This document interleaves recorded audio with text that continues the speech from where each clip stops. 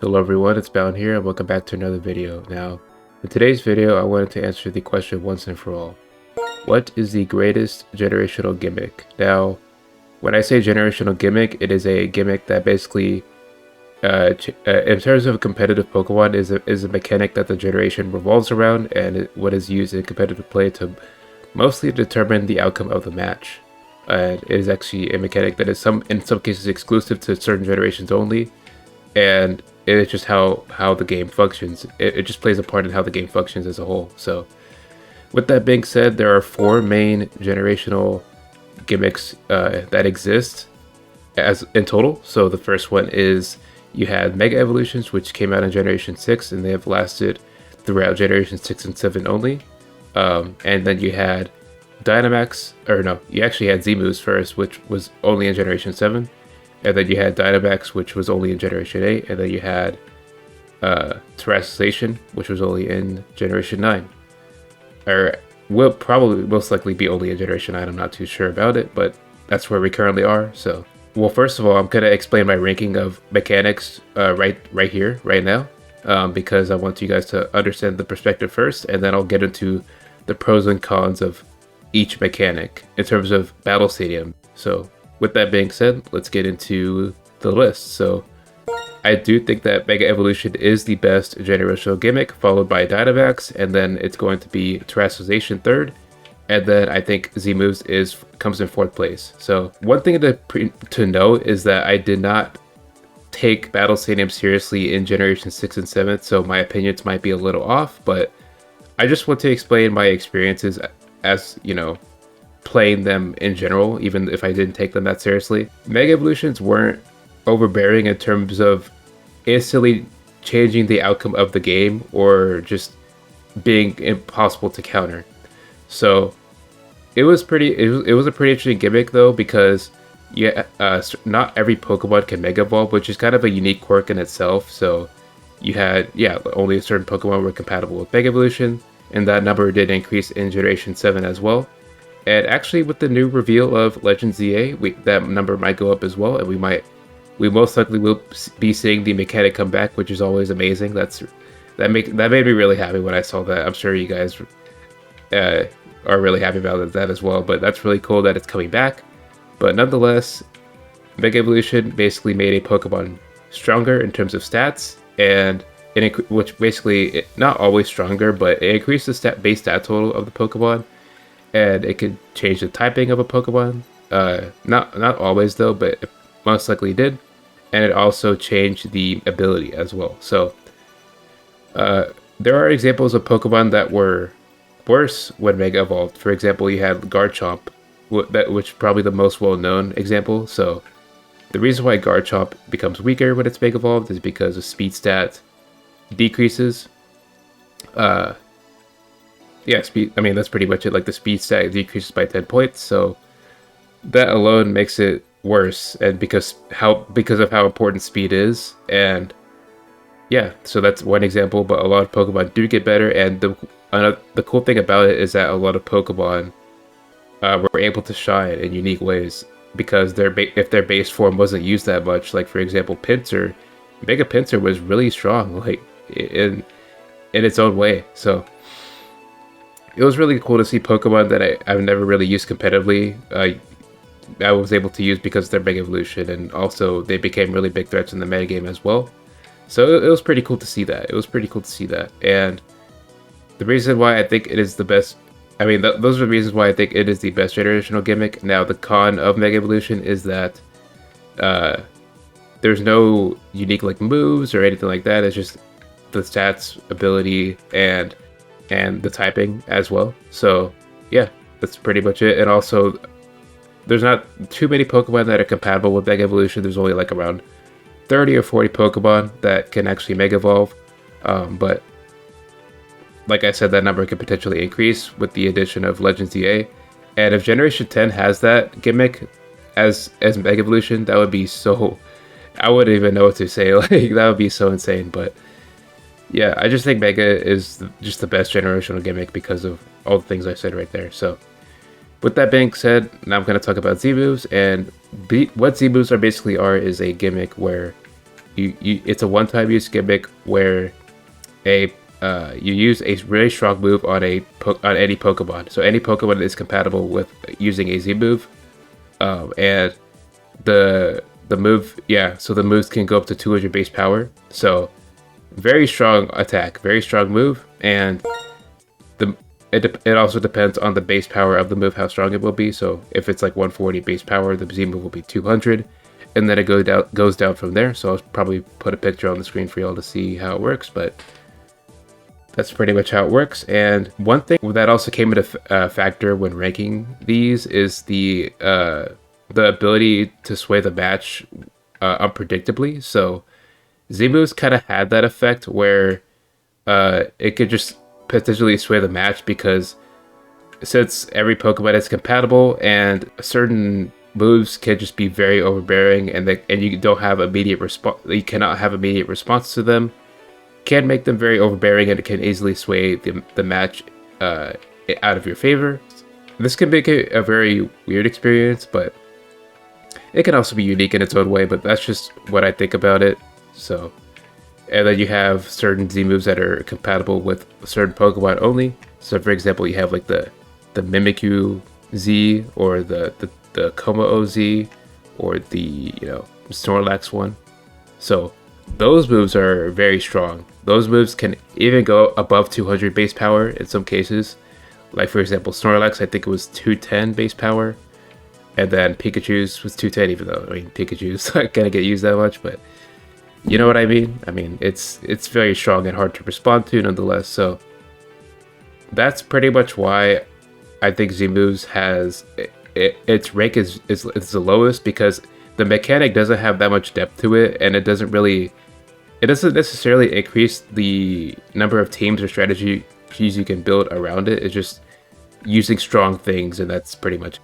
So now I'm going to get into the Dynamax gimmick. So the Dynamax gimmick is exclusive to Generation 8 from Pokemon Sword and Shield, and is a gimmick where you can basically make a Pokemon really large, and the Pokemon gets really large, in some cases gains a form, where it could use a max move for 3 turns. So max moves are similar to Z moves, to where, for example, like a Steelium Z or Flyinium Z, those can be used based on the type of the base attack that you're using the move off of. So if you have a move like Fly, that could be used as Max Airstream, or a move like Close Combat that will be used as Max Knuckle, which is the fighting one. So yeah, that's pretty much it. Like any fighting move can be used as Max Knuckle, so that's pretty much it. And also these max moves can be as strong as 140 base power, I believe. So you have, really strong base power moves can be as high as 140 base power in terms of max move.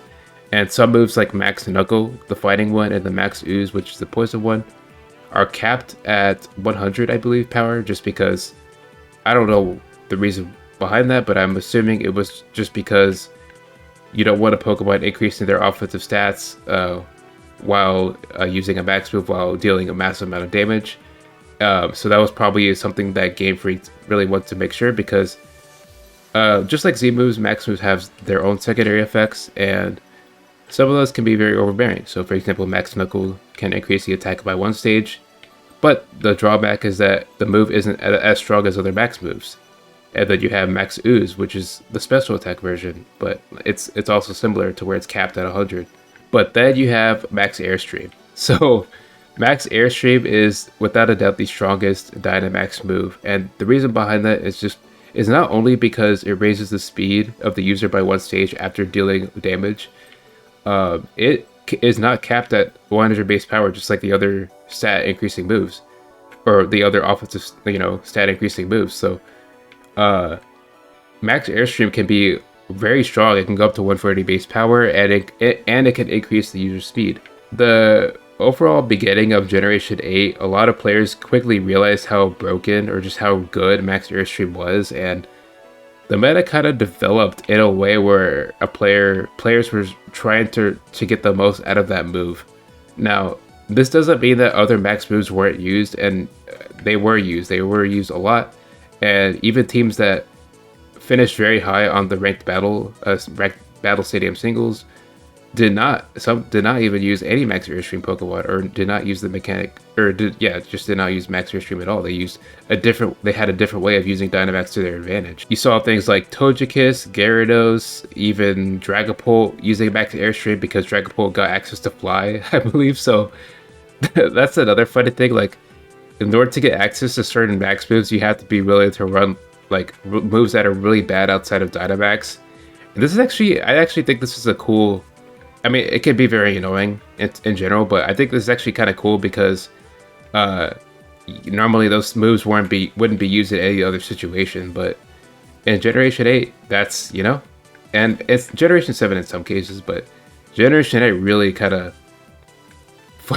forced like certain moves to be used regardless of how good they were outside of Dynamax. But I think the most funny situation with that was like Charizard.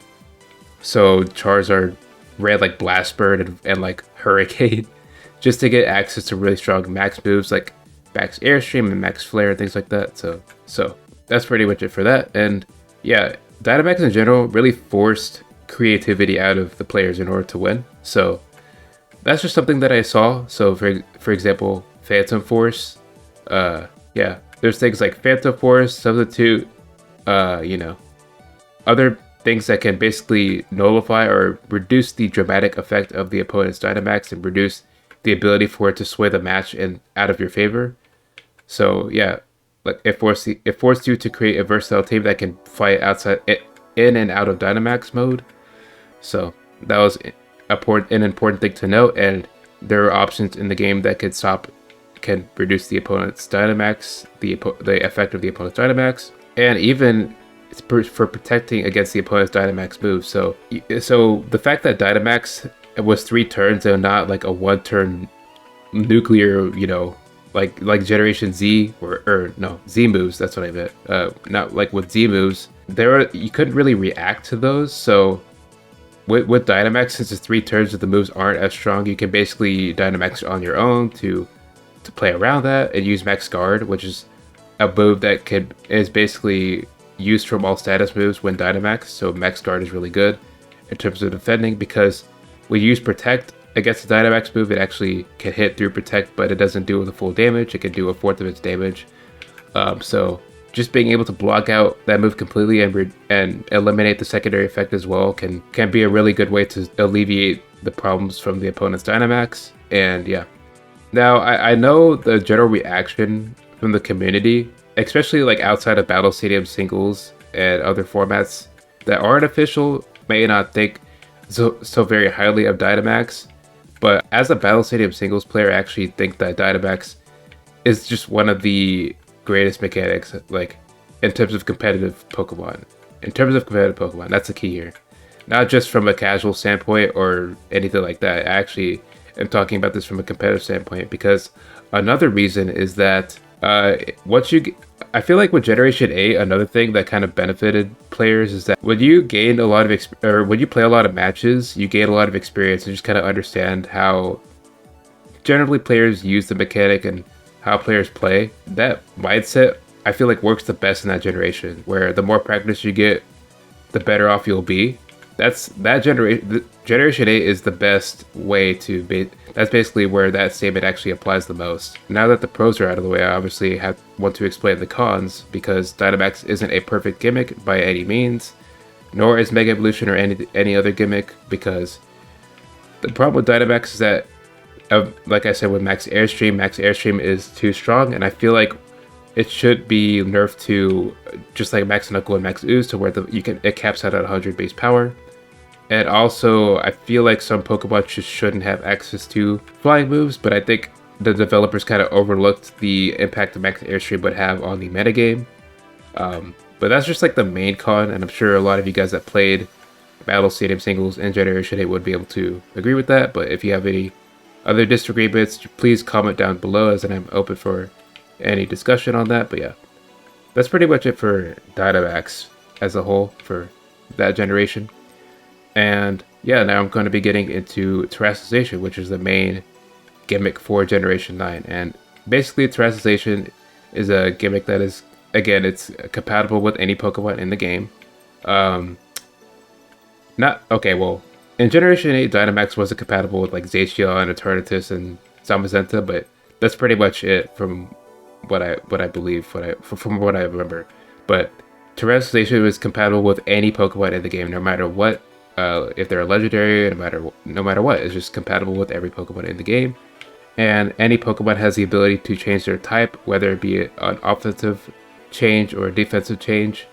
So I'm sure the most common application or the most common Pokemon that you might know that really benefits from Terrestrialization is Dragonite, because Dragonite is weak to ice, 4 types weak to ice. So if you're able to change your type off of the ice or off of that, then you basically can increase the usage of multi-scale, and you can basically make yourself into a sweeper that can change the outcome of the match. But that's just one example. Like there's, again, Terrestrialization is compatible with any Pokemon in the game, so it could very easily sway the outcome of the match, and there's many different ways to do that because any Pokemon can use the Gimmick. However, this is where the problem comes in. So the reason why I don't rank Terrestrialization above Dynamax is because, yes, any Gimmick has the ability to sway the match. However, Terrestrialization can basically sway it. It can basically sway the match out of your favor, and it wouldn't even be your fault because you can't predict the opponent's Terra type, and that's really what it comes down to right now. And that's what I ranked it. I ranked it based on competitive healthiness as well. So not being able to know your opponent's Terra type is just a really big factor in why it's not ranked as high as Dynamax. Because I feel like with Dynamax, there's more ways to lock out your opponent based on the timing that they use it, and it won't be completely random because like every Dynamax effect is the same. Like when a Mimikyu Dynamaxes, there's no unique way of Dynamaxing. It just does the same thing it always does when it Dynamaxes. But with Terra, the counterplay changes based on the opponent's type. So while in some cases it forces you to be creative in certain ways to deal with all the different Terra type options and just deal with the most threatening ones as well, because you can't deal with, especially with this game, you can't really deal with everything. You can't deal with all the Terra options. However, you can set yourself up for good success if you deal with the most threatening ones.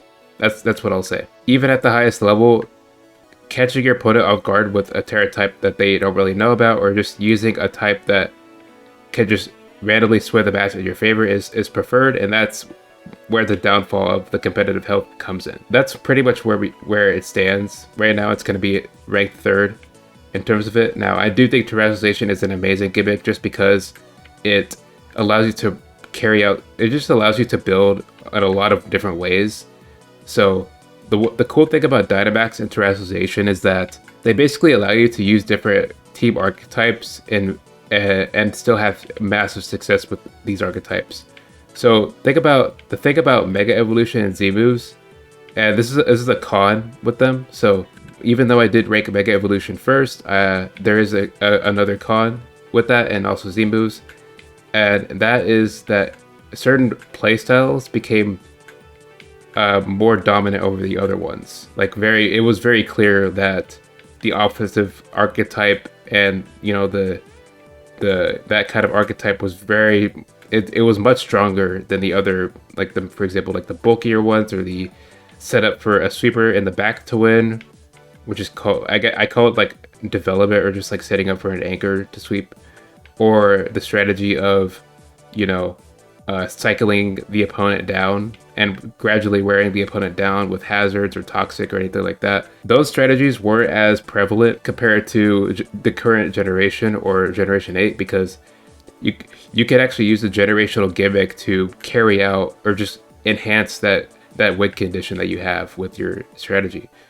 So that's a really cool thing I like about it. So even bulkier teams like stall teams in Generation 9 have the ability to use Terrestrialization to their benefit, and I think that's really cool to think about in terms of the competitiveness of a mechanic. So yeah, that's pretty much it. Having a bunch of options with Terra can be a good thing and a bad thing at the same time, and that's basically what I wanted to explain right there, and why Terrestrialization isn't as good as Dynamax and Mega Evolution in terms of competitive Pokemon Battle Stadium singles.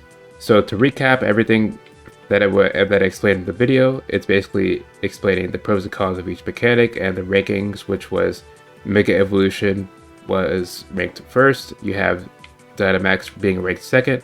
You have Terrestrialization being ranked third, and Z-Moves ranking fourth. So that's just my personal opinion on the mechanics from my experience playing the game. So yeah, that's gonna be it for this video. Like I said, I'm open to discussion and other things in the comments below. So please leave a comment if you'd like. But yeah, I'd also appreciate if you leave a like and subscribe to my channel if you like this type of content, just kind of explaining things and going through experiences and things like that. So yeah, hope you all enjoyed the video. I hope you have a great rest of your day, and I'll see you all in the next one.